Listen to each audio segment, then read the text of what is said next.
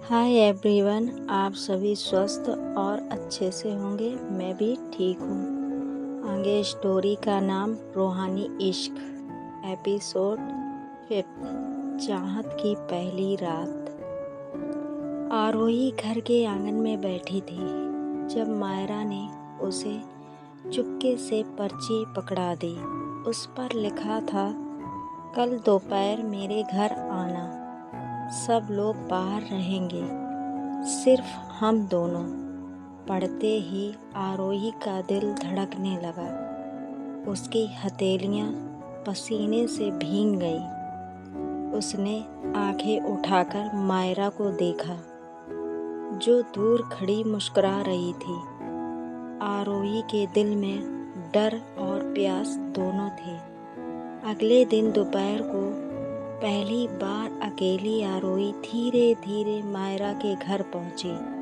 दरवाजा खुलते ही मायरा सामने खड़ी थी, सफ़ेद शर्ट और काले पैजामे में, बाल खुले, होठों पर हल्की सी लाली थी। मायरा ने मुस्कुराकर कहा, आ गई मेरी आरोही। आरोही बस उसे देखते रह गई। घर अंदर से शांत था, बाहर का शोर कहीं सुनाई नहीं दे रहा था। दोनों कमरे में बैठ गई। कुछ देर तक दोनों चुप रही। फिर मायरा धीरे से उठकर आरोही के पास आई और उसके बहुत करीब बैठ गई। उनकी आंखें टकराईं। मायरा की नज़रें गहरी थीं। उनमें प्यास, चाहत और अपनापन सब था। आरोही का चेहरा शर्म से लाल था, मगर आंखों में वही छिपी आग। मायरा आरोही को कुछ देर यूं ही एकटक निहारती रही। फिर वह बिना कुछ कहे आरोही को अपनी बाहों में खींच लिया। आरोही का दिल तेजी से धड़क रहा था। उसके होंठ कांप रहे थे। मायरा ने उसकी गर्दन को चेहरे से छुआ, उसकी खुशबू को सांसों में भर लिया। आरोही ने हल्की सी मायरा की कलाई दबाई और उसकी उंगलियां मायरा की पीठ पर कस गईं। मायरा ने उसके दोनों तरफ गालों पर चूम लिया, फिर धीरे धीरे उसकी गर्दन, ठोड़ी और आखिरकार होठों पर। इस बार चुम्बन लंबा था, प्यासा, गहरा और बेकाबू। आरोही ने पहले झिझकते हुए विरोध किया, फिर खुद मायरा की कमर कसकर उसे अपनी ओर खींच लिया। उनके होंठ बार बार टकरा रहे थे, सांसें एक दूसरे में घुल रही थी। मायरा की उंगलियां अब आरोही की पीठ से होती हुई उसके बाजुओं तक फिसलने लगी। आरोही कांप उठी थी। उसकी सांसें तेज हो गईं और उसने अपनी आंखें कसकर बंद कर लीं। आरोही धीरे से कांपती आवाज में बोली, मायरा प्लीज। मायरा ने उसके कान में फुसफुसाकर कहा, चुप। आज मुझे सिर्फ तुम्हें महसूस करना है। आरोही की उंगलियां मायरा की शर्ट को कसकर पकड़ चुकी थी। उसका पूरा शरीर मायरा की बाहों में समा रहा था। वह भी खुद को नहीं रोक पा रही थी। वह भी मायरा को महसूस करना चाहती थी। मायरा ने धीरे से उसका हाथ पकड़ा और उसे कमरे के कोने में लगे बेड तक ले गई। दोनों बैठ गईं।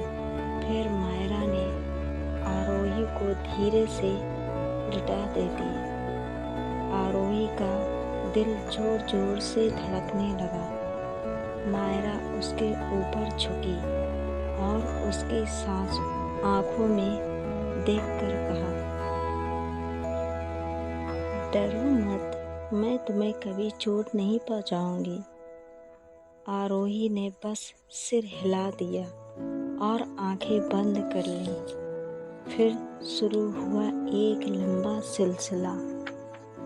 मायरा के चुम्बनों की बारिश, आरोही की कांपती सांसें, उनके शरीरों का आलिंगन।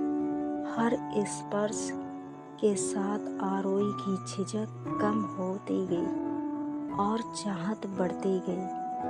आरोही ने पहली बार मायरा को खुद थामा। उसके होंठ मायरा की गर्दन तक पहुंच गए। दोनों ही बेकाबू थी, जैसे बरसों की छुपी हुई प्यास अब खुलकर सामने आ रही थी। घंटों तक दोनों बिस्तर पर एक दूसरे में उलझी रहीं। कभी हंसी, कभी आंसू, कभी फुसफुसाहट, कभी करहा। ये सिर्फ जिस्म का नहीं, रूह का मिलन था। आरोही को लगा जैसे वो खुद को पहली बार पा रही हो। मायरा की बाहों में उसे डर नहीं, सिर्फ सुकून महसूस हो रहा था। कुछ देर बाद दोनों एक दूसरे की बाहों में लेटी हुई थीं, पसीने से भीगी, सांसें थमी थमी। आरोही ने धीरे से मायरा के सीने पर सिर रखा और फुसफुसाकर कहा, अगर यही पाप है तो मैं ये पाप हर जन्म करना चाहूँगी। मायरा ने उसके माथे पर किस किया और बोली, ये पाप नहीं है, ये मेरा सबसे पवित्र इश्क है। जान, आज के बाद इस तरह की बात मत करना। ऐसी बातों से मेरा दिल दुखता है। उसकी बातें सुनकर आरोही उसके सीने से चिपक जाती है और एक गहरा सुकून अनुभव करती है। दोनों ने आंखें बंद कर ली थीं। कमरे में सिर्फ उनकी सांसें और दिल की धड़कनें गूंज रही थीं। अब इसी के साथ हम भी चलते हैं, देखते हैं आगे कहानी क्या रंग लाती है।